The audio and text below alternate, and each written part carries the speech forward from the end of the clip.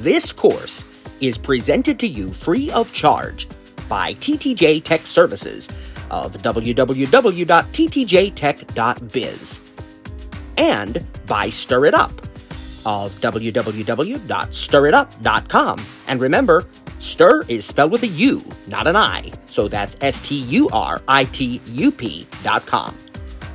TTJ Tech Services and Sturitup are pleased to offer this course to you to the glory of God and to the benefit of all those who listen.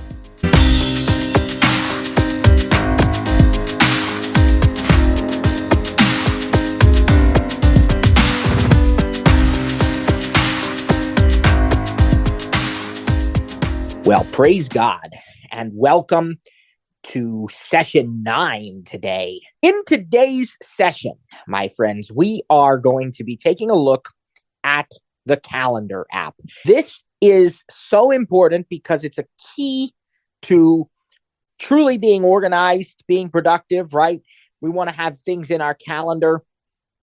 This is an area where I've seen a lot of people just, I don't know, I see people that are using their iPads and their iPhones for different things. And then all of a sudden, when it comes to scheduling events in the calendar, they revert to, a cassette recorder or a brailler or some other kind of braille note-taking device. Listen, the calendar, just like everything else on these Apple devices, is fully accessible. But like anything else, you got to spend some quality time with it to get to know how to use it. We're going to do that today. We're going to show you how to create events. We're going to show you how to look up and access events on your calendar. I'd also like to mention a few things about calendar before we get started, and a few things about the personal assistant whose name I won't say because I'll set off everybody's devices, right? So let's talk, and then we'll do some demonstrations here. The calendar app is, of course, as you would expect, fully compatible with iCloud. And that's so important because when you create an event, you want to know that that event is on all of your devices.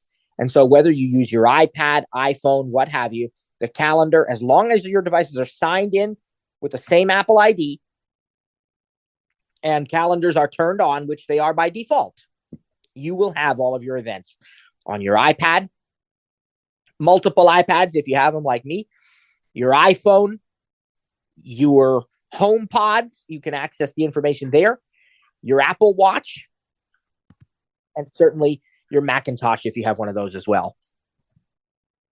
Now, the calendar app supports multiple calendar accounts. What in the world do I mean by multiple calendar accounts? Well, we need to get into this. I always debate, do I talk about this at the beginning or not? But if you don't, then you run the risk of having a lot of confusion as we progress through things. So you might remember at the beginning of this course, we did a primer about iCloud, and we talked about how important it is to have an Apple ID, to sign in with your Apple ID, and to use iCloud wherever possible. We also talked, when we started talking about mail a couple of weeks ago, about how you could add other types of accounts to your device for email. So not only iCloud, but maybe you have a Google account known as Gmail. Maybe you have a Yahoo account, an Outlook account, right? Your internet provider, they may have an account for you through Comcast, for example, or other internet providers that may, offer email included with their internet service. Most, though not all, but most of these types of accounts support more than just email. For example, if you add a Google account, also known as a Gmail account, to your device, you have the option of using it for more than just email. You can also use it for things like calendars. Now, why would anyone need an account for calendar access? What is that account actually doing? Well, it's giving you a place, essentially, to sync all of your calendar events across the board. It's been, years in the making, right? Way back, even probably before Microsoft Outlook. I'm thinking back to the days of like the Palm Pilots and the Blackberries and, Palm Treos and some of these older devices that we don't even hear of anymore, but we may remember back.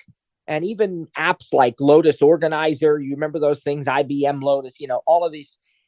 they all tended to have multiple features, especially as PDAs became more famous in the late 90s and very beginning of the 21st century. We would see devices that could handle email, calendars, contacts, tasks, as they were often called. We might think of them as reminders, notes, all of this stuff in sort of one place.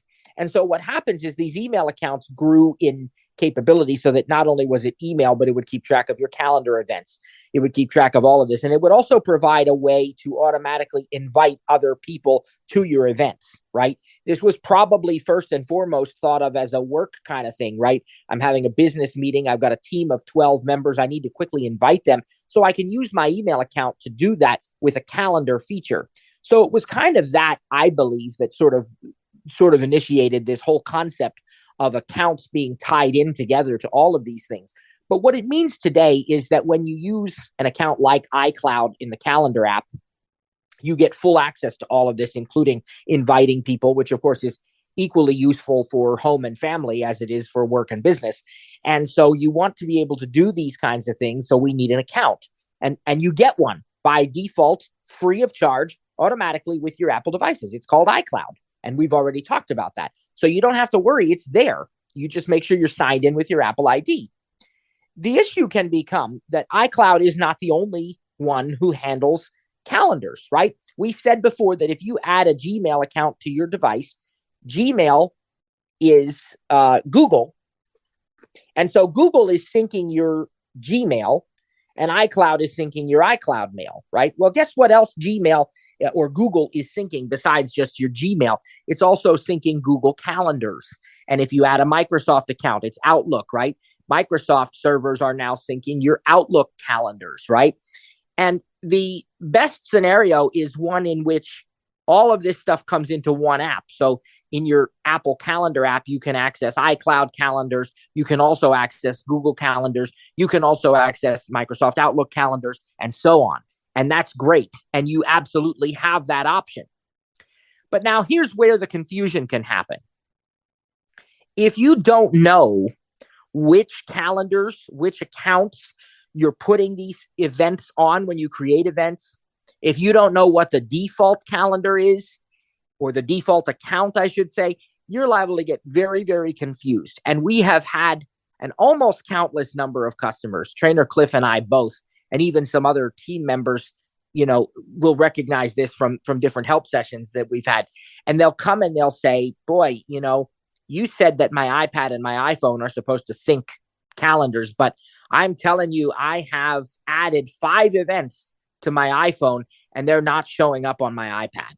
Well, when that happens, the first question, and I can honestly say, you never like to be too strong with these things and say always, right? Terms like always, 100% of the time. But I think I can honestly say that 100% of the time, it has been this issue. The first question I'll ask people is, are you using other stuff besides just iCloud? And inevitably they'll say, well, yep, I've also got my Gmail on there, or I've also got and they don't even know that it's syncing calendars, right?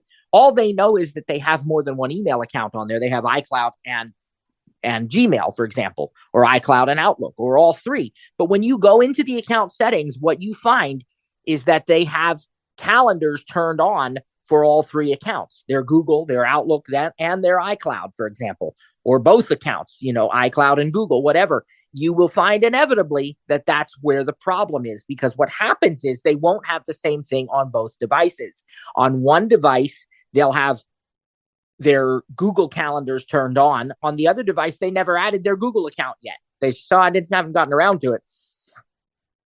Or even simpler, on one device, the default calendar account is Google. On the other device, the default calendar account is iCloud. So they're not specifying what account it gets to, but it's always different. And so stuff isn't syncing the way that they think that it should be. So I've said all that to say this. I believe in the philosophy of keeping it as simple as you possibly can. If you don't need Google calendars or Outlook calendars or any third-party calendars at all, then don't use them. Turn them off completely and just use iCloud. iCloud is always going to give you the best results the best performance, the best features and functionality, the most solid reliability, all the consistent things that you want, and it's integrated into your apps, into your devices because they're Apple. I would say the same thing to a Google person. If you're a Google device user, I'd try to get you to switch. But if you're insistent upon using an Android device, then I'm going to say to you, use Google calendars and nothing else, right? If you're a Google device user, an Android user, then why would you use Apple calendars unless you needed to for some reason? So it's not just a bias towards Apple, right? It's whatever makes the most sense. And we are Apple people. So I'm telling you, use iCloud as the default. Now, of course, there's no right or wrong. It's personal preference. But why would you deviate outside of that system? iCloud's going to give you everything that you need and a whole lot more for most people. So if you don't need the other calendar accounts, don't use them for calendars. You can still use them for email if you must, but don't use them for calendars. So now the question is in some people's minds, why would I need them? When would there be a time that I might need them, or how do I know?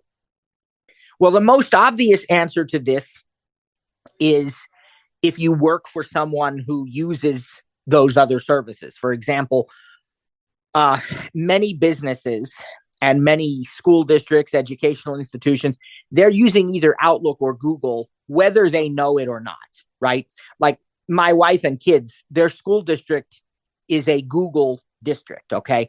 Now, their email addresses are not gmail.com. Their email addresses are their school district name dot, whatever, right? I mean, they have their own domains, but they are doing that through Google, right? Because you always got to have somebody hosting your domain, even if it's a personal domain, right? Most districts and most corporations don't have server farms in their garage. They have to use some well-established service to provide that domain. And in this case, whoever hosts the domain, Google allows you to set up custom email domains. So the district has their own domain. It's, such and such a teacher at district name dot, okay. But it is still being handled through Google.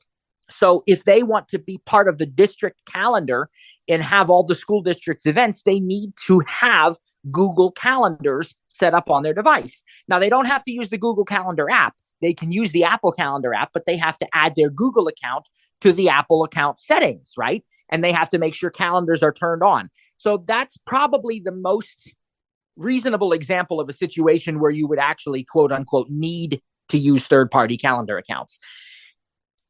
If you have a situation where you work for someone and that work requires Outlook or Google for calendars, okay? The other possibility is that maybe you have, decades worth of events already put on your Google or Outlook calendars from, previous stuff that you used to maybe be an Android user or a Microsoft user, and you're switching, but you've got all this stuff, established. Well, if it's a whole lot, maybe then that might make sense for you to also turn on those third-party calendars. The key thing is to know what you're getting into ahead of time. The key thing is to understand it. There's nothing that says you can't have more than one type of calendar turned on. It's just that if you're going to do that, you need to be aware of what the implications are and make sure you have the same thing set up on all your devices if you actually intend to sync everything across all the devices.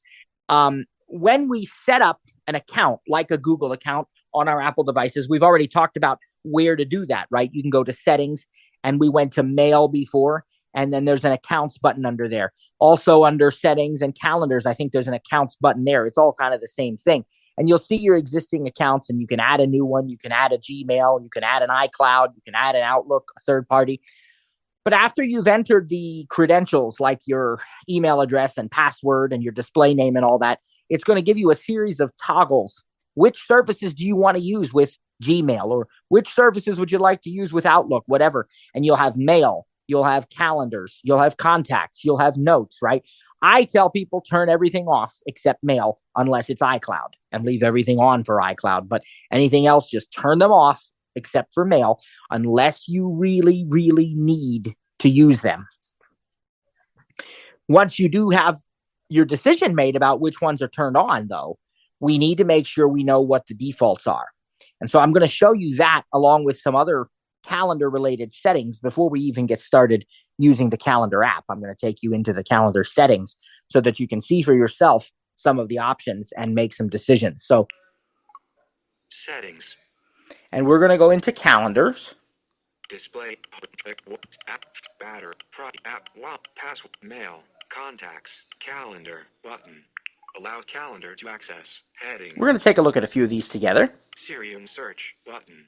Yeah, we want to do that. You can look through those settings there if you want, but I already know that they are set up to allow that. Accounts, 3, button. And see right there, it has accounts 3. So if I just will show you this. Account, calendar, back button. It's the same thing as if we went through mail, but you can see. Accounts, iCloud, iCloud Drive, iCloud Mail, contacts, calendars, Safari, reminders, messages in iCloud, notes, and 4 more. Button. It's reading everything that's turned on for a particular account. And you heard there's a bunch of stuff, really everything turned on for iCloud, I think. And then I'll go over here. Gmail, mail, calendars. Button. And it's exactly as I told you. I have mail turned on. I have calendars turned on, although I'm debating turning it off. But it's currently turned on, and I told you that would be the case. But you want to make sure this is the same on all of your devices. That's really important unless you don't want everything to sync.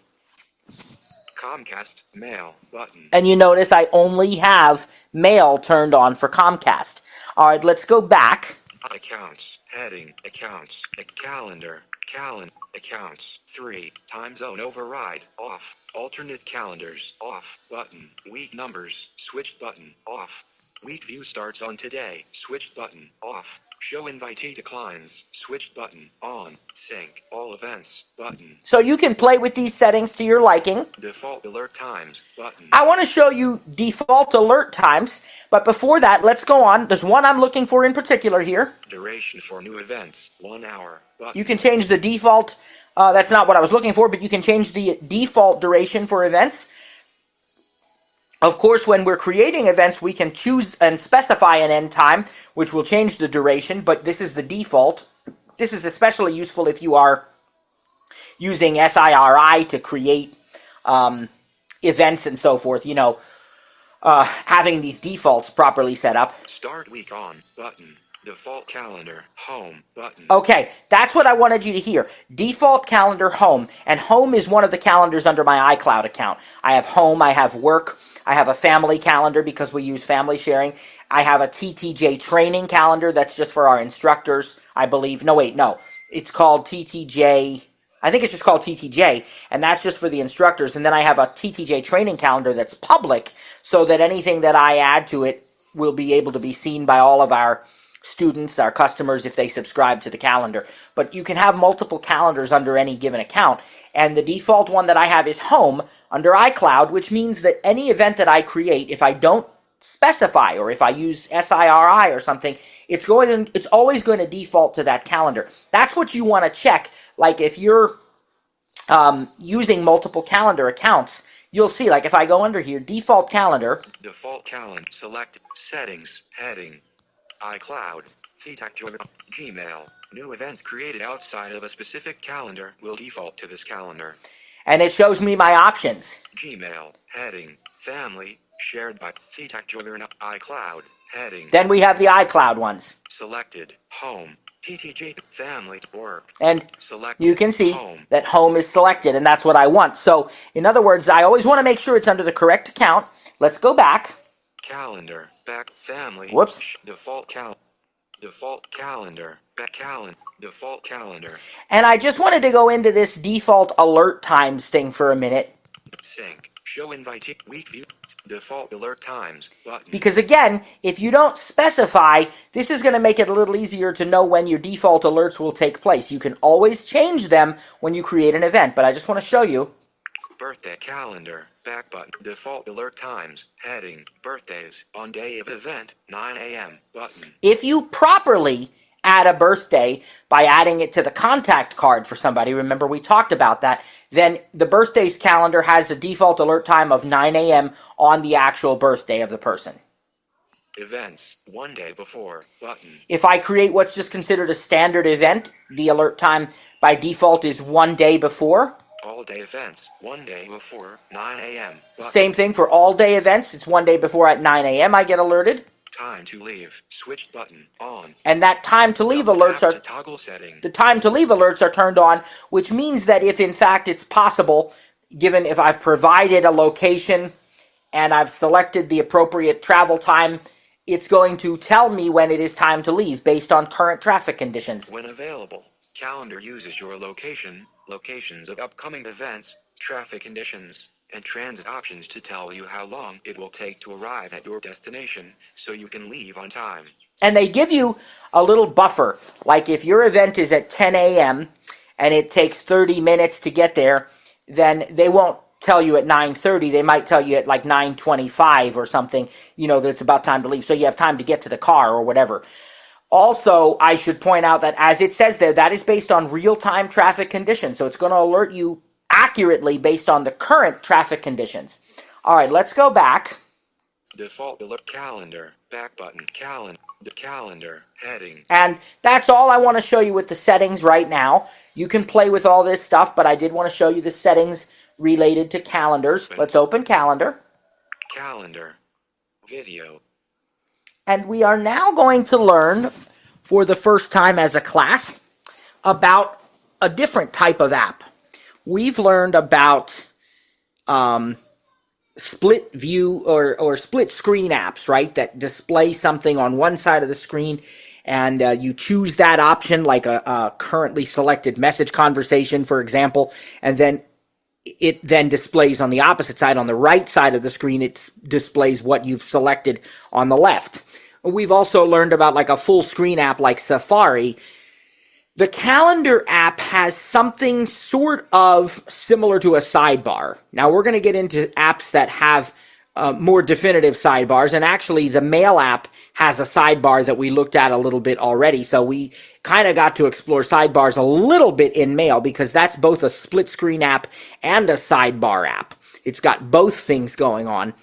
The calendar app has this sort of bar along the left-hand side that has buttons, so it's kind of like a sidebar, and they have some expandable and collapsible options here. Remember, this is different from the iPhone, right? An iPhone won't typically have a sidebar app because the iPhone has tabs. You will find tabbed apps occasionally on an iPad, but they're becoming kind of fewer and fewer and in favor of these sidebars instead. And the same thing with Apple TV apps. The tvOS kind of is slowly getting away from the top. Now, they don't have bottom tabs, they have top tabs, but same kind of thing. Like they have some of those, but they're kind of going more the way of the sidebar now. So if we touch the upper left of the screen, usually the sidebar is a vertical bar along the left-hand side.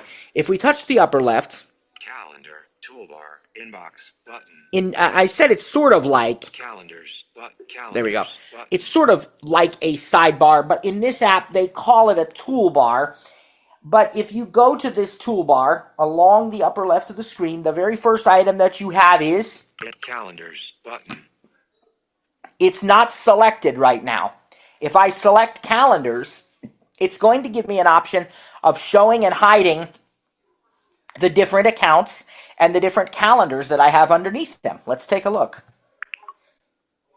Selected calendars button. Now, there are still other things on this screen on the right side, but you can see that because calendars is selected, inbox button, list button, add button, calendars.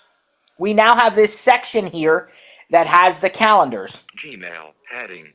Gmail account. Hide all button. I can hide them. Selected birthdays shared by contacts. Selected family. Selected holidays in United States. Selected TTJ Juggernaut iCloud heading. Then the iCloud accounts. Hide all button. Selected home. Selected TTJ training. Public and shared with Kliph. Selected family. Shared with selected work button. Selected TTJ team. Shared with selected read a test. Selected untitled calendar other heading. And then here's the other section. These come from Apple also. Selected US holidays. Selected gift birthdays.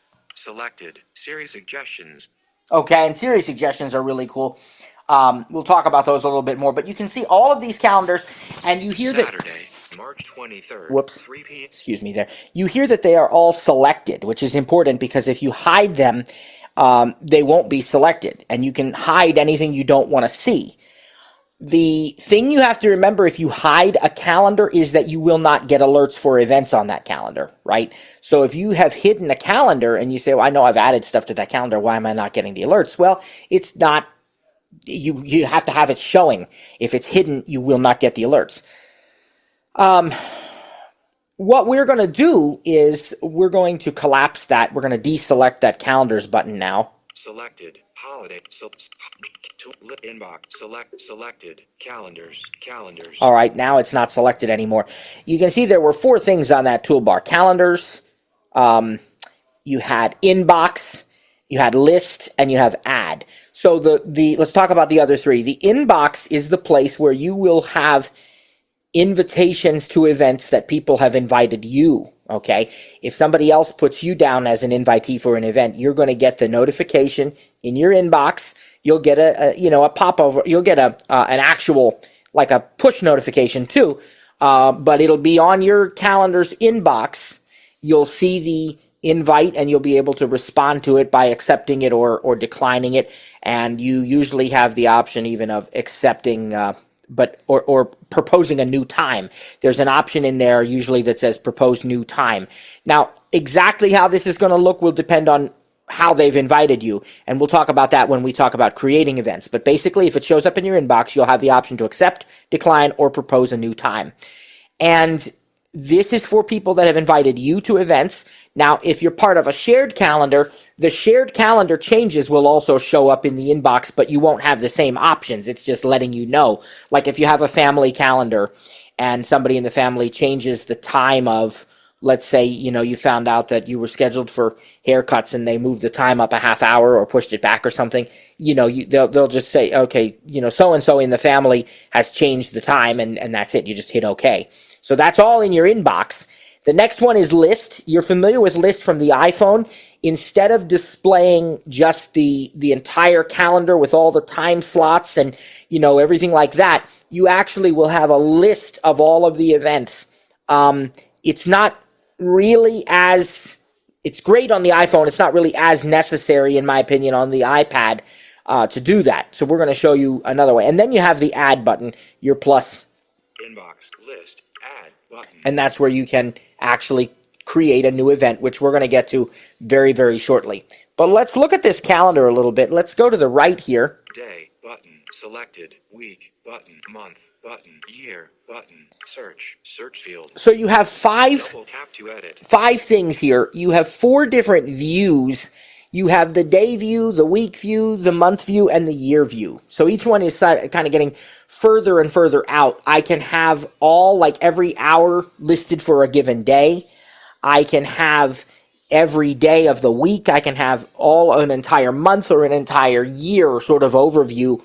And you can pinch typically, but let me just dictate dim. There's our search. You can search for. Double tap to start dictating. If you know the. Double tap with. Okay, I'll just stop that there. If you know the name of an event, you can actually search for that event by name with the search field. Of course, dictate is dimmed because we are on a Zoom call, but normally it would be available as well. March 2024. And now we have the today button. The today button that instantly brings the calendar to today. And if I keep swiping to the right now, what I'm going to see, I'm in week view. I don't know if you noticed that, but I have week view selected. So if I go to the right. Sunday, March 17th, St. Patrick's Day, all day, holidays in United States, button, St. Patrick's Day, 12 a.m., 1 a.m. See, it's got all the hours of the day here. And it was on Sunday, and we can go by exploring by touch. We can, let's see if there's headings here. Vertical navigate headings. Oh, I can do vertical navigation, actually. That's a good one in the calendar. If you don't have that in your rotor, you might want to add vertical navigation. It's useful in different places. And vertical navigate 5 a.m., 6 a.m., 7 a.m. If I go to headings, heading, not heading, there are no headings, right? If I touch randomly, Thursday, March 21st, 8 a.m., 9 a.m., 10 a.m. So you think to yourself, well, this is not a great way to navigate, right? Because I'm just seeing every hour, and how do I know what's where? Well, there's a couple of things we can do about that. One is we can use the list. So I can go over here. Tool, add list button. Selected list. Now you can see that it's selected. And now if I touch the right, Inbox buttons. At events. Holiday. All day. U.S. holidays. iPad for All Computing 2024 from 2:30 p.m. Norman iOS Gareth iPad Tuesday, March 26th. Heading: Gemini gave her up. Jennifer Stupes Fort Bedford County Faith Summit Planning Tuesdays with TTJ from 2 p.m. to 3. Staying safe in a digital world from Wednesday, March 27th. iPad for All Computing 2000 Thursday. Sandy O'Shaughnessy 30. now that's a little bit easier to understand, right? It's got everything listed, and I think it did say headings. Thursday, March 28th. Heading. Yeah, so that means Containers. Headings. Friday, Sunday, March 31st. if I swipe up and down with one finger while the rotor's set to headings, I can even go to the next and previous day because they're listed by headings. And so this gives you that option of seeing all of the events in a list without having to see the hour-by-hour time slots. So what's a great way to navigate my calendar without VoiceOver? I can simply look at it. I can pinch to zoom typically. I can scroll.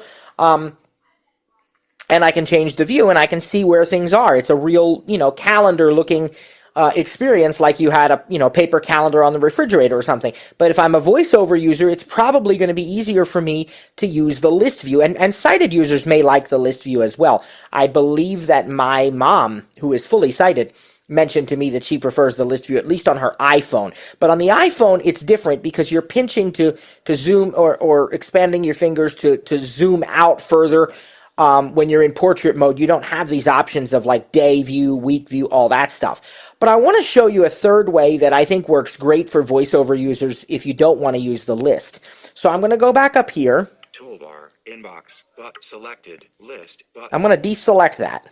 list. Now you'll notice that we're back to Thursday, 4 a.m., 5 a.m. Okay, but what I want to show you, so anyway, you can see now that we're back to the non-list. Calendar, 5 a.m., 6 a.m., 7 a.m., 8 a.m.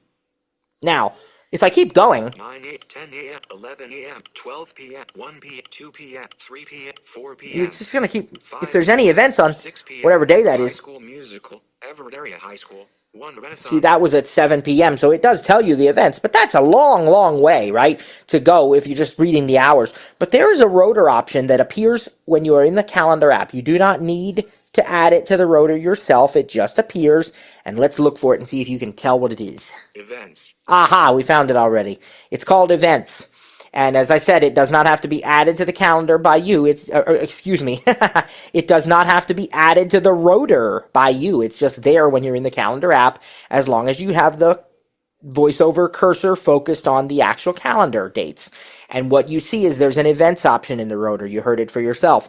And when you are on events in the rotor, you can swipe up with one finger to go to the previous event, and you can swipe down with one finger to go to the next event within the given scope of what you have selected. If you recall, I'm in week view, so it will remain within the scope of the current week or whatever week is selected. It has the individual events first, followed by the all-day events. So let's just swipe up or down a couple of times and see what that sounds like. Thursday, March 21st. Audio editing, HTTPS. I'm swiping up with one finger. Staying safe in a digital world. Allegheny College, AK1 Wednesday. In fact, let me go all the way up. And I think I'm on last week, so.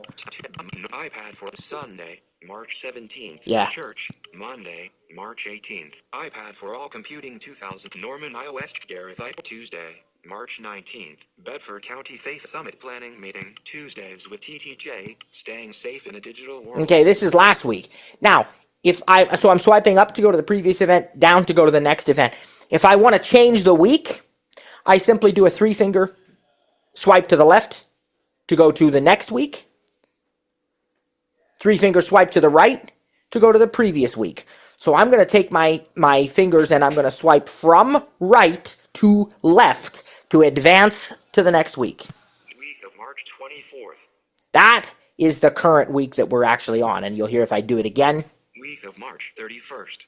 Week of April 7th. But if I want to go back now to the current week, I swipe to the right with 3 fingers. Week of March 24th. And now I can still make sure my rotor is set to events. I can change it so you can hear that it is really in the rotor. Vertical nav headings contain screen recognition lines, words, characters, actions, events. Okay, and I swipe up with 1 finger. Tuesday, March 26th. Tuesdays with TTJ, HTTPS, Bedford County Face. Monday, March 25th. Gareth iPad, Norman iPad for all computing. Sunday, March 24th. High School Music Church, Christ Victory Church. And if there's anything that I want to edit or view more details about, I can simply tap on that event. So there's also an actions rotor, but let's go down to our iPad class here. Monday, March 25th. iPad for all computing 2020. And I'm telling you now that we can double tap on it, but I'm going to show you the actions first if we turn the rotor to actions.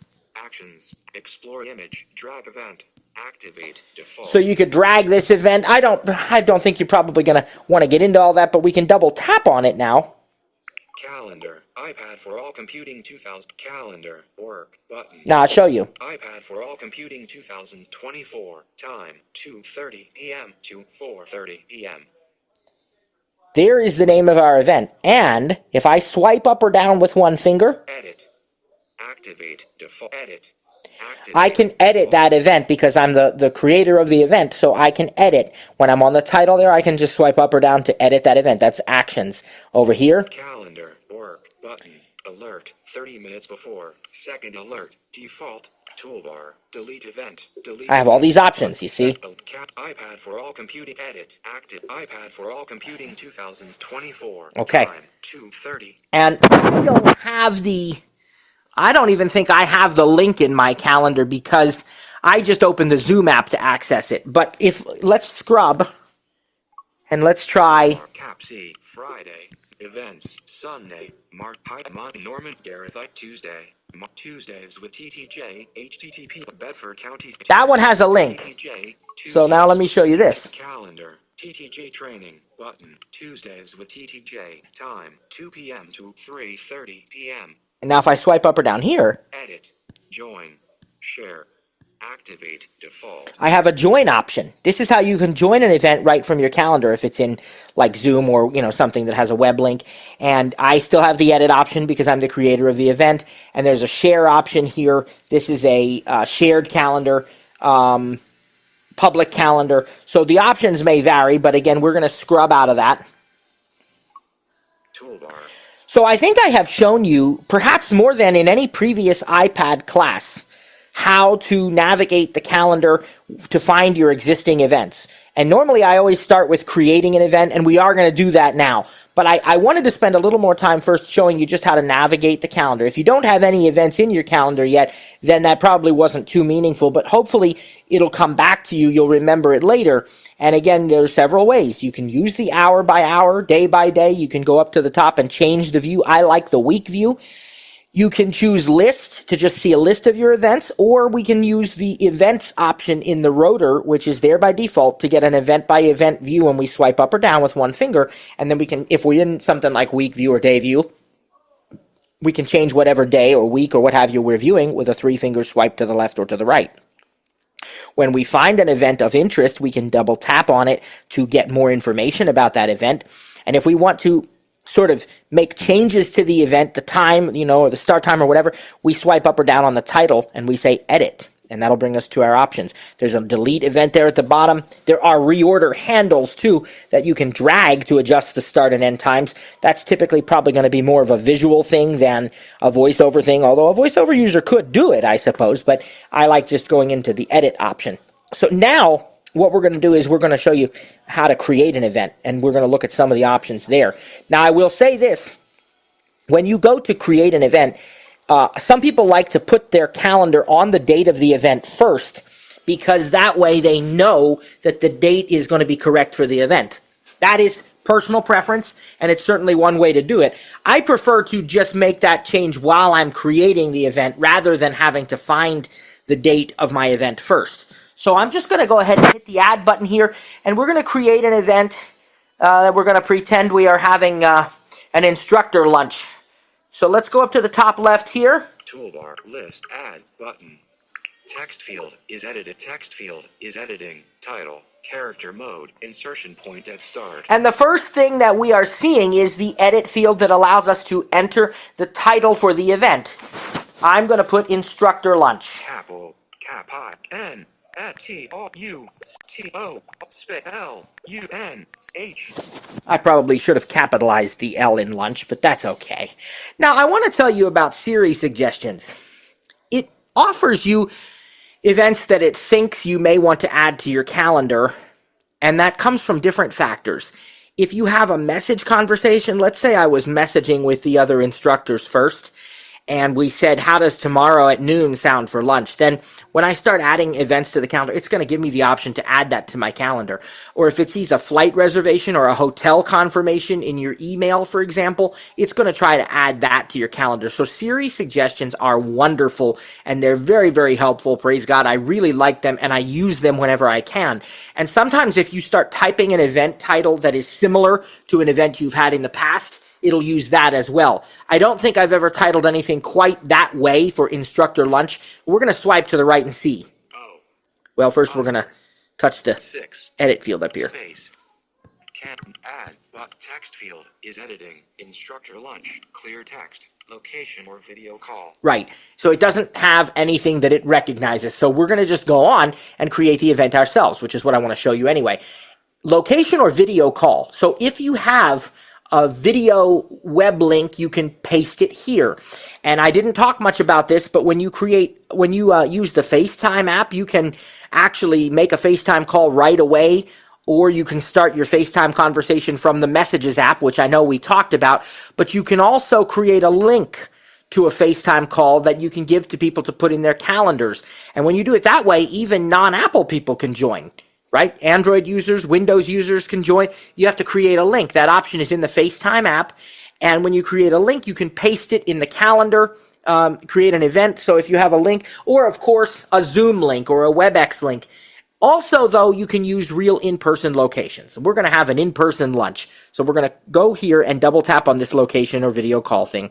Location search field is editing. Enter location or video call. And you notice insertion point that you have an edit field.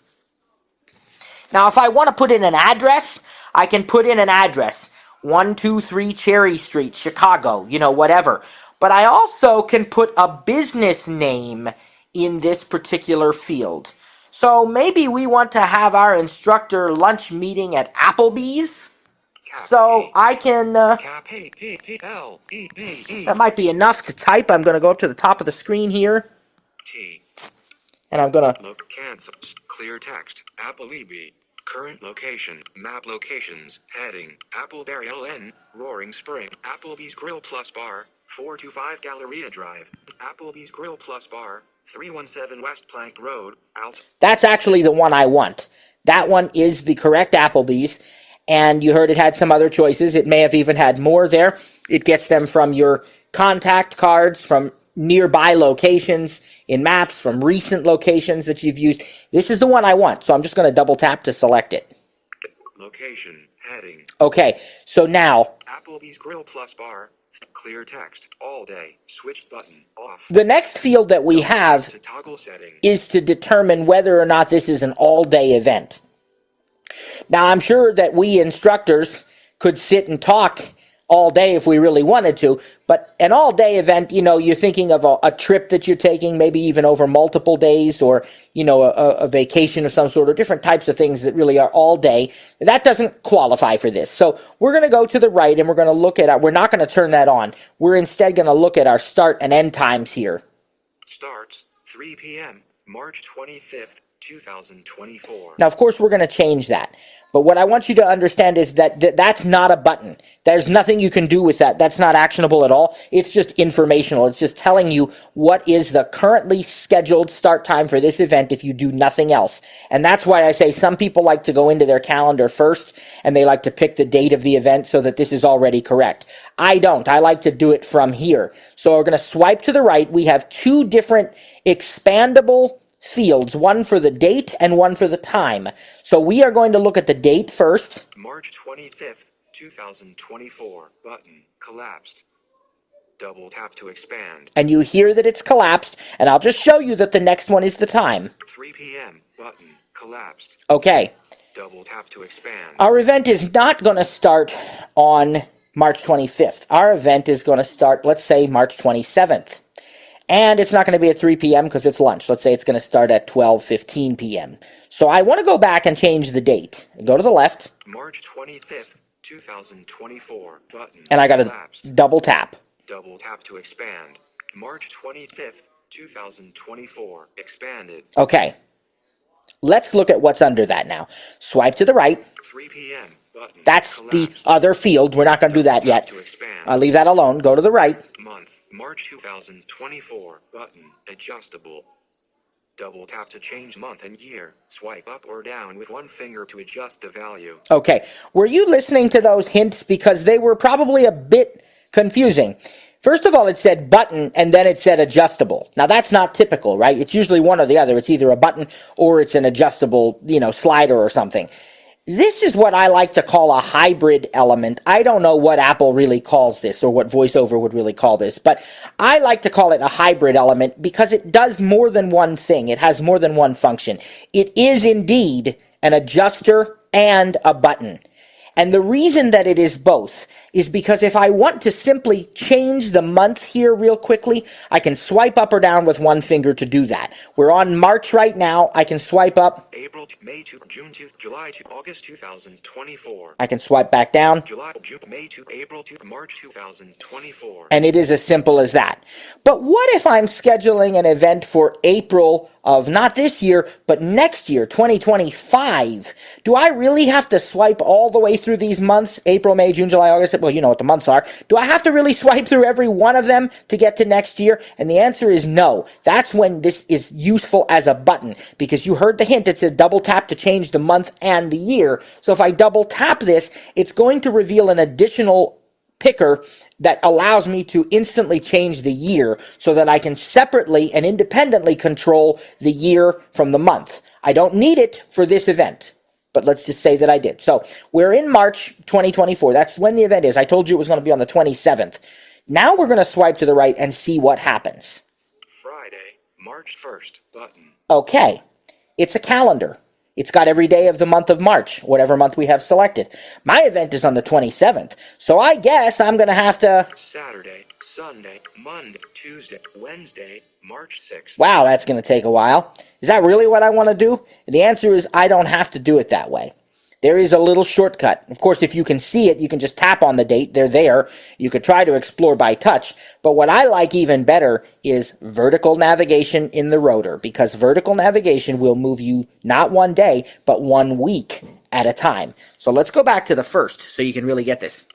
Saturday, Friday, March 1st. I'm going to set the rotor to vertical navigation. Vertical navigation. I'm going to swipe down a few times because I said it's on the 27th. We can get a lot closer. Swipe down. Friday, March 8th. Friday, March 15th. Friday, March 22nd. We can get even closer. Friday, March 29th. Now, I'll just swipe to the left one. Thursday, March 28th. 2.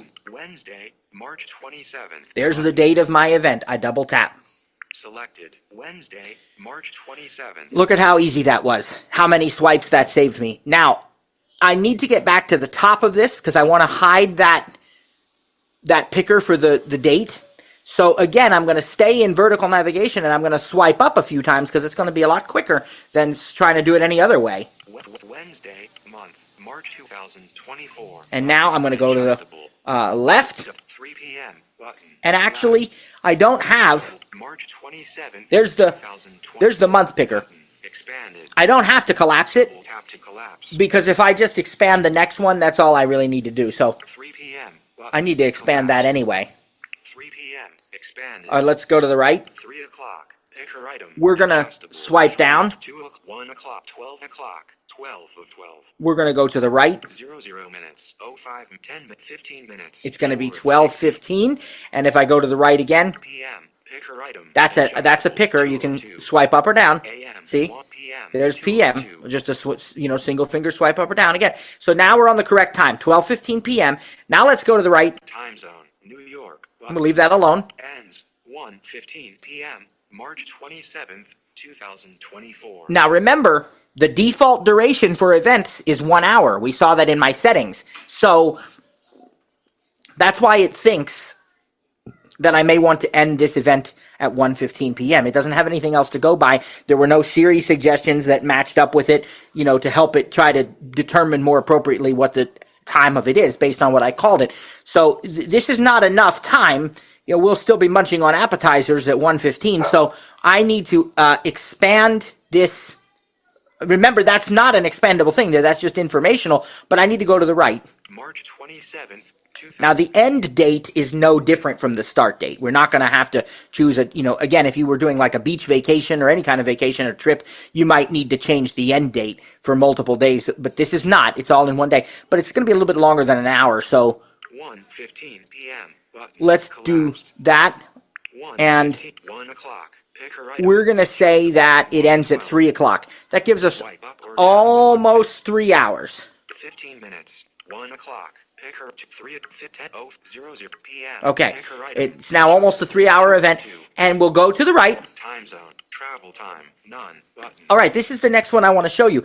And I told you about this travel time before when we talked about the time to leave alerts that we set up in our settings. Again, just a reminder, this will use your current location or whatever you designate as the starting location, but it really will use both if you allow location access.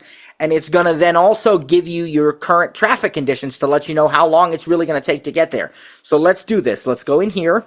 Travel time. Switch button off. Now, because Double tap to toggle setting. this is why you need to put in the event location, which we did. Remember, we entered Applebee's.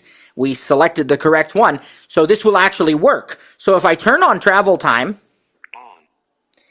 and then I'm going to go to the right now. Starting location 41. Now, it already has my current location as the starting.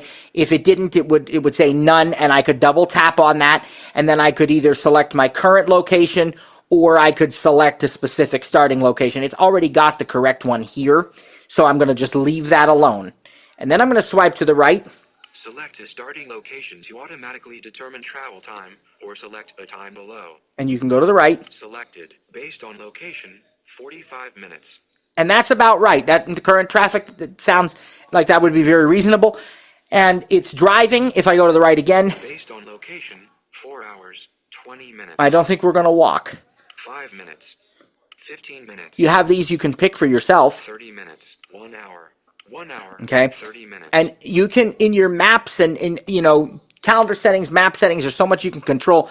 So if I had public transportation options that I wanted or something, but right now I would use driving, and that's already selected. Based on location, selected. Based on location, 45 minutes. So there's nothing else I have to do here except go back at the top. New event. Back button. I did a 4-finger single tap near the top to get to that. New event. Cancel button. So let's review what we've got so far. New event. Add. Instructor lunch. Text field. Applebee's Grill plus bar. Clear text. All day. Starts 12:15 p.m. March 27th, 2024.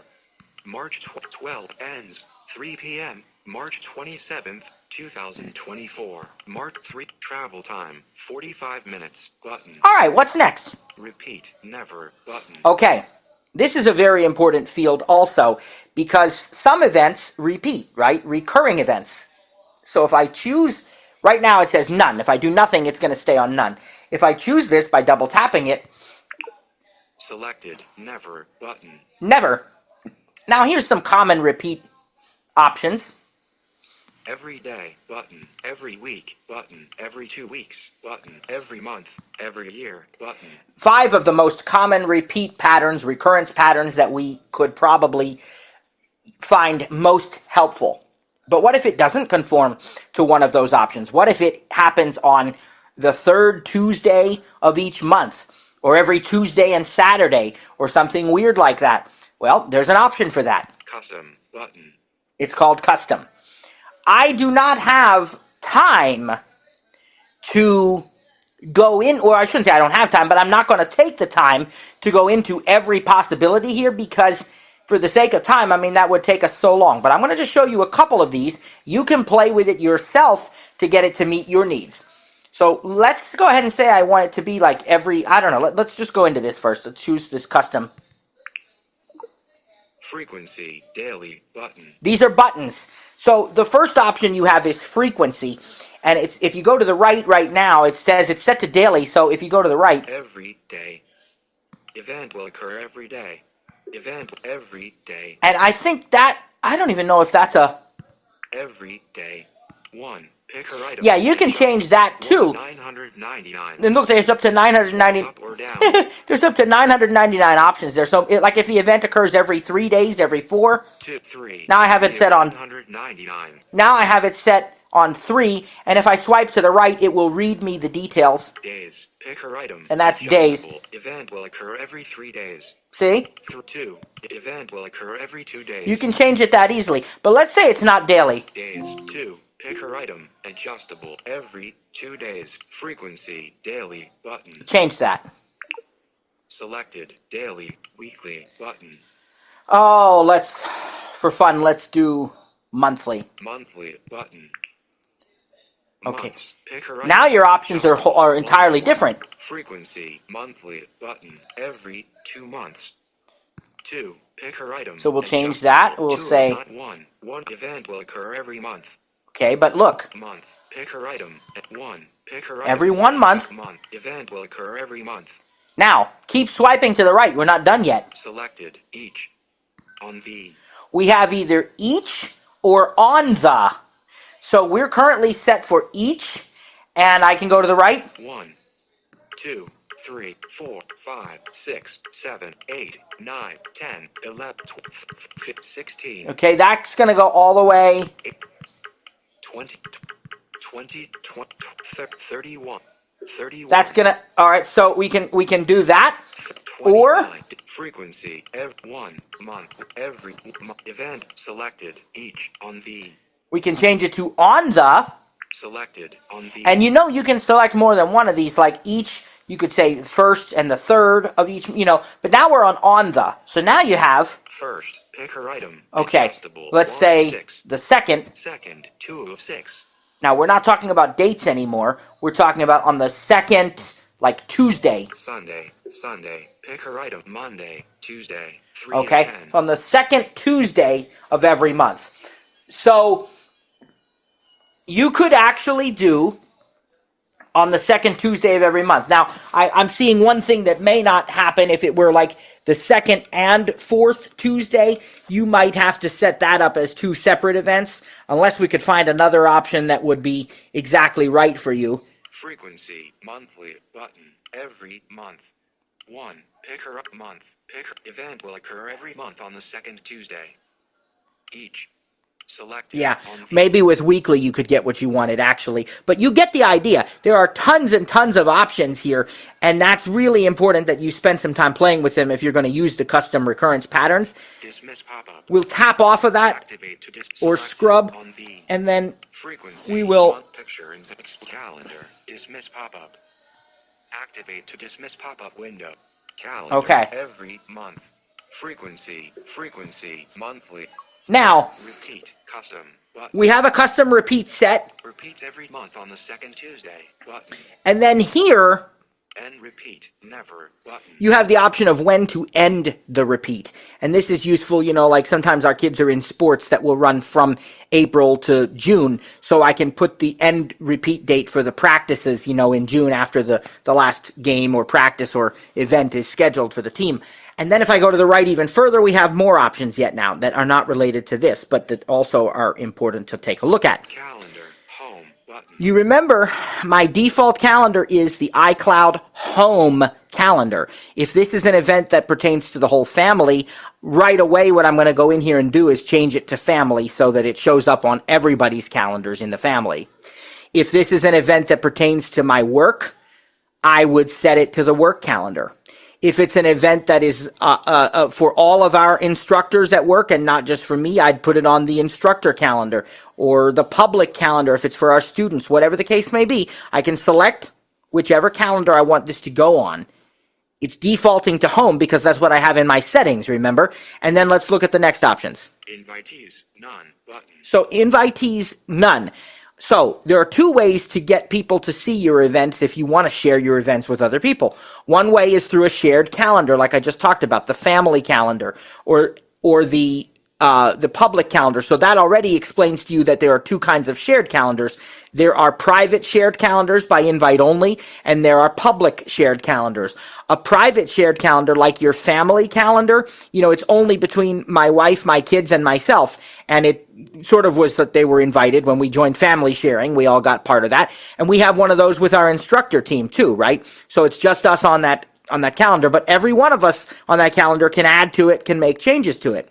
Then there's the public calendar, which is like a subscribe-only calendar. And again, I'll go back to sports. If you're on a soccer team, you get all the practices. You don't get the right to choose when they are because you're not the coach, but you get the dates of the practices and the games and the after parties and everything, so you know when to be there. And we do that with our TTJ Tuesday sessions, not the classes because we can't, because you have to register for those, put them on the calendar yourself. But the public events like Tuesdays with TTJ are on our shared calendar. You can subscribe to it and you'll see all those events. You heard US holidays before. That technically is a shared subscribe read-only calendar. You're not changing when the holidays are, so you can't add events to it, but you can see when the events already are, and they will become part of your calendar. So there's a couple of different ways to share a calendar. But then there are also other ways to share an event with people who are not part of a calendar, and that is through this button. Invitees, none. Invitees, none.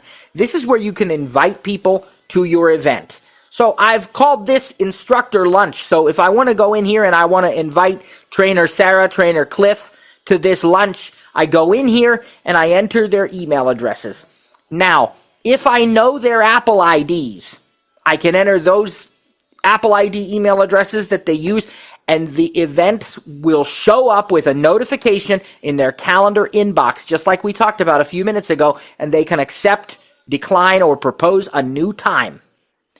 If I send to somebody's email address who is not using an Apple calendar, or the email address that I have is not their Apple ID, then it's not going to show up on their inbox. It's going to show up in their actual email, and it'll have the same links like accept, reject, whatever, decline, but it'll show up as an email message instead. So that's the idea of invitees. Let's keep looking here.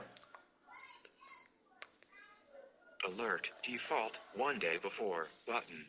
Second alert, time to leave, button. Okay.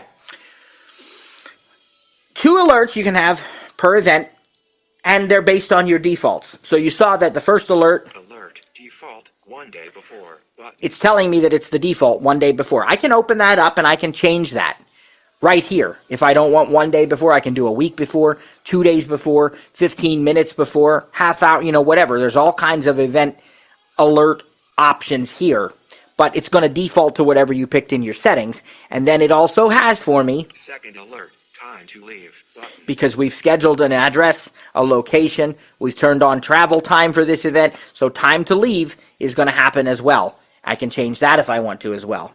Show as busy, button. And this just indicates how it's shown on the calendar. Am I considered busy at this time, or can I schedule something else?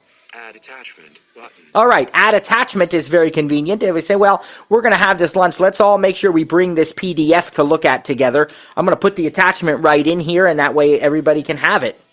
Attachments will be applied to all recurrences. Okay. URL, text field. Here's a Double tap to edit. Here's a URL field. I can put a URL that when we were supposed to look at, and maybe in this case I even put the URL for Applebee's. They can take a look at the menu ahead of time. Notes, text field. We can put personal notes in here. I got to be honest with you. I don't know. I don't know this for sure because I haven't done it enough. I'm thinking that the notes are kind of like the notes in your contacts. They don't sync with everybody, and they're not shared. But I might be wrong, so don't take my word for that until you try it, because I've not done it enough. But I don't think the notes sync. I think they are personal for you only, and they'll just stay on your calendar. Don't hold me to that. Notes, text field. And that Double tap to edit. is the last field. So if I go up to the top now with a 4-finger single tap, Cancel, button. I can cancel. New event. Heading. Or I can swipe to the right, Add button. add the event, which puts it on my calendar. And I'm going to cancel because we're not really having that meeting this week. Cancel. Cancel. Alert. Are you sure you want to discard this new event? Discard changes. Discard changes. But otherwise, March 2020. I would have absolutely added the event. And that's how easy it is to add events to your calendar. And you can be really thorough and really specific and get all this stuff on there. And you know now how to add, now how to find things on your calendar with the different views, with the list, with the rotor events option, and with the search field. You can search for an event. You can also use SIRI. However, when you're asking for events, if you're going to ask for events with her, you would have to either know the name of the event specifically, or you could ask what's on your calendar for a particular day. So, if I say, when is my dentist appointment? But then I realized, I didn't call it that. I called it dental work or root canal or something. Well, then it might have a little trouble. But also, you can do this. What's on my calendar for tomorrow? Tomorrow, you have 5 events.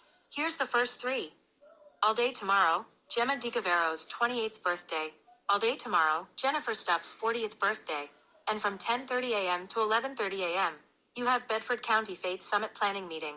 Want to hear the last 2? And I've stopped her there, but you get the idea. You can ask her that way. You can also use her to add events to your calendar.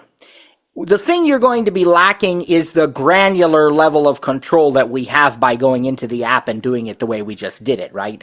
You're going to really want to rely on those defaults when you use her, so make sure they're set properly. Default alert times, default calendars. You might be able to specify some of that in your Siri request, but I would have your defaults configured properly just in case. The other cautionary tale is this. Be very careful about the use of the word with when you are using Siri to add events to your calendar. Because oftentimes, and I've not done it in a while, maybe they've changed this, but the last I did it, when you use the word with, that tells SIRI that you want to send an invite to the other person. And if you really do, that's fine. Go ahead and do it. But if you don't, you need to avoid the word with. So what some people might do is they have, Dr. Jones tomorrow at 3 p.m. is their dentist, and they might say, create a dentist appointment with Dr. Jones on my calendar tomorrow at 3. What that's going to tell her to do is it's going to tell Siri to send an invitation to Dr. Jones for your dentist appointment, which of course is not necessary or practical. So what you would say instead is just, create dentist appointment on my calendar, or create Dr. Jones dental appointment tomorrow at 3, whatever, and leave the word with out of the picture unless you actually really do want to invite the other person to the event. Again, when you invite, if you are using their Apple ID as the invite email address, it's the best option because it's going to go right in their inbox of their calendar. But if not, if they're not an Apple user, or you don't have their Apple ID email and it's just not appropriate to ask them, then whatever email address you use, it will work. It'll just come to them as an email then, and they can respond accordingly with a link in the email. Is that when you say, make an appointment with, right? At least the last time I did it by accident, it says, do you want to send an invitation? So so it does ask now. Okay. It asks, and then you can say no. Okay. That's a huge improvement then. So that's good to know. Thank you for sharing that, because as I said, I hadn't done that in a while. Because of the fact that it used to just send it. So I would just kind of avoided it, but good to know. Really good to know. The other thing it does do is it does sync the notes. Oh, it does sync the notes. Yes, it does. So no privacy there. Okay, so that's good to know also. Right. So if you put something in the notes, like I think when I did more with the Mac Interactive last year, in my calendar invite, in the notes I put be on time, because I start on time. You might miss something. A lot of people got that because I put it in the note and it was in the Sturitup events calendar. So you can see why that would be useful, because they might be notes that you want to share with everybody. That does make sense. So did you get that, everybody? Notes in your contact cards are private. They do not get shared, but notes in your calendar events do get shared. Yeah. One thing I wanted to point out it's not totally off topic, but we have talked about it already. When we were talking about autofill last week, and we were talking about the authentication codes that you get in text messages and stuff, I think it was back in the voiceover class, somebody asked about if it had to be your default email account if a code got sent there. I can definitively answer that now. No, it does not, because I got a code to my secondary email account, not secondary, but not my main account, and I double tapped on the edit field, and when I swiped or reached up above the IO and all that, the code was there, and that actually went to my Gmail account, not my iCloud account, but that code was there, and that is such a nice feature. And when after it entered it, it actually sent that email directly to the trash. I never even saw it. Yep. So. Yep. That is so convenient, and it works with messages and mail when you get authentication or verification codes. It is so convenient. So, Matt, when you were explaining the default calendar, because I do have the famous G, and I don't want to use their calendars. Okay. Or I don't want to use Outlook. I don't. I want it all. But I had an email come through on my Gmail account, and it was an appointment for Alan for his dentist, and it said add to calendar. So I thought, well, okay, I can do that. And I went in and it said add to home. Now, hopefully it added it to my Apple. Is that correct? Because I went in under settings like you suggested, and all I have selected is my home calendar as the default. My default. Yeah. Right. Yes. So that should be correct. You have an iPad too, though, right, Viola? No, I used to, but I don't. So right now, all you have is I have phone. a Mac. I have a Mac. It's not going to matter on your Mac because your Mac follows pretty much what your iPhone does. But yeah, that home folder should be your default, then it should be fine. Do you have Gmail unselected? Because when you sync your email or your Gmail, calendars and contacts are automatically selected. You have to actually unselect them when you sync that to your phone. Where do you unselect? Because it didn't list that. It listed. Okay, you would go into settings, mail, and then accounts. Oh, mail. Yep, okay. And then you can actually do it in calendars too, but this is the way that I do it: settings, mail, accounts. Double tap on your Gmail account, and that way it'll tell you what's selected. If it says contacts and calendar, and it says selected, unselect them. Oh, the only one thing you want there is mail. I have been using my calendar with my Braille Sense, so I have not ever used it with my iPad. So I think that last caller helped a little bit. So if I want to start to do that, I would go to settings, mail, accounts. But here's the thing. I have my Apple ID, but the only email address I have currently is a Gmail. So then would I go down that list and hit Gmail to sync that to my iPad? I mean, no. So the calendars can sync through your Apple ID. If you have an Apple ID signed in on your iPad, then that's really what you want to do, is use iCloud calendars. If you need to check, in fact, I would encourage you to make sure that Gmail is not syncing calendars and that only iCloud is. So I would go to settings and then mail. You can go to mail or calendars, but I agree with Kliph. I typically just go to mail. It's just higher up in the list. It doesn't really matter. But go to settings and then, mail or whatever, and go to accounts. And I would double tap on your Gmail, and I would turn off calendars if they're on. And it's going to say all of the calendar events from this calendar will be deleted from this device. Just say okay to that delete. It's not actually deleting anything from the calendar itself. It's just, once you do that, it's going to use iCloud. Even though you don't have an iCloud email address, you have an Apple ID, which enables iCloud. So that means you can use iCloud to sync your calendars, and that's going to be a much smoother experience for you, I think. So then that would take whatever I want to use with my Gmail, because it's on my iPad. It would take that and use it just as if I had an Apple email address. That's what you're saying, correct? As long as you make sure that all of your Apple devices are signed in with that same Apple ID, then yes. I have enough vision that I could tell on your calendar you had various colors for, certain areas. I think I saw a blue, kind of a yellow, and maybe a light pink.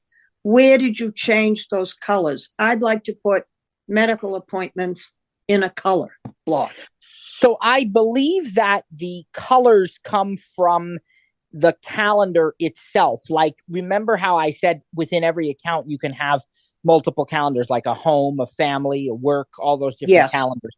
And my understanding is that when you create a calendar, you can actually choose what color the events are on that calendar. Now, if you want to like use an existing calendar and change its colors, you can also do that. What you have to do is you have to go into that upper left where I said you show the whole list of calendars that you have. And then what you do,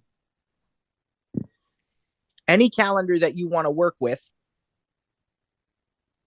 in this case, maybe I'll say the TTJ calendar here, which is our instructor team calendar. And if you're using VoiceOver, you can swipe up or down and choose more info. We went to the calendar app, not to settings. We went to calendar. Okay. Now, on the top left is that toolbar, as VoiceOver calls it. And it has a calendars button that when you select it, it shows all the calendar accounts and all the calendars that you have on your device, home, family, work, all those things, right? And it even shows the multiple accounts if you have like iCloud and Gmail and stuff, but we're using iCloud, so it'll be under there. And whatever calendars you're using, plus there's a button to create new calendars. So let's say that you want to change the color of your home calendar. If you're not using VoiceOver, my son says there's a little I next to it, like for info. Okay. VoiceOver does not recognize that I. What you do with VoiceOver is swipe up or down on it with one finger and choose more info that way. But if you're not using VoiceOver, there's just a little I there you tap on. And then either way, it brings up an edit calendar screen. And if you scroll down far enough, one of the choices is color, and you can change the color of that. Now, the other thing you can do is you can create a new calendar in that section. So let's say you create a calendar and call it medical appointments, and every medical appointment is going to go on that calendar. When you create that new calendar, you can pick a totally different color. So maybe you want all the medical appointments in pink, all the, whatever. So that's how you do that. When I go to an email, and it says add to calendar, okay? Now, I've seen a lot of them that say add to calendar ICS, okay? I said, oh, good. I'm gonna pick that one. That's my iCloud calendar. What it's doing when it says add to calendar is it's actually taking you to Safari for a quick second. When you hit add, it's actually giving you the option to give that event a name and select the calendar you want it on. Once you get done doing that, you hit add a second time, which will be the calendar, and that's when it's saving it to your calendar. If I want to use the iCloud calendars only, I know I have to make sure that that's selected on my phone and my iPad. But can I add it from the PC, or do I have to, my email gets put on my Apple devices too, and it's probably better to go in from the phone. It is, in my opinion, better, yes, but you technically can do it from your PC. The thing you're going to need to do, though, if you're using a PC, is you're going to have to go to the Microsoft Store and download iCloud for Windows, which is free, but you have to install iCloud for Windows first, because that will add the iCloud calendars to Outlook. But my question is just a clarification on the calendar. I got carried away, in the beginning, and I created a lot of calendars because I am a very, well-organized person. So I started creating different calendars for different items, such as, medical, shopping, family. So I ended up with a lot of them. And the problem is that now many times I don't even know where I'm putting, items in.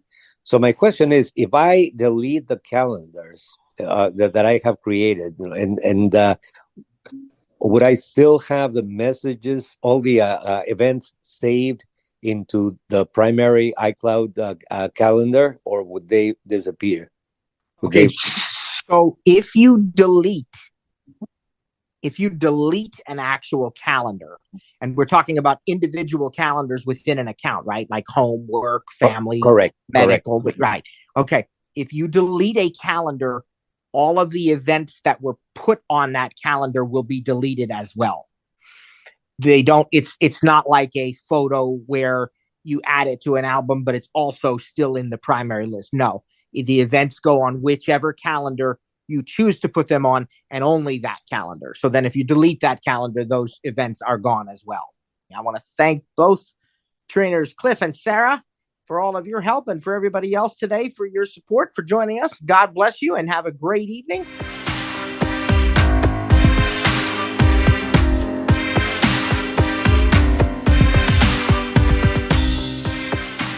Thanks for joining today's session.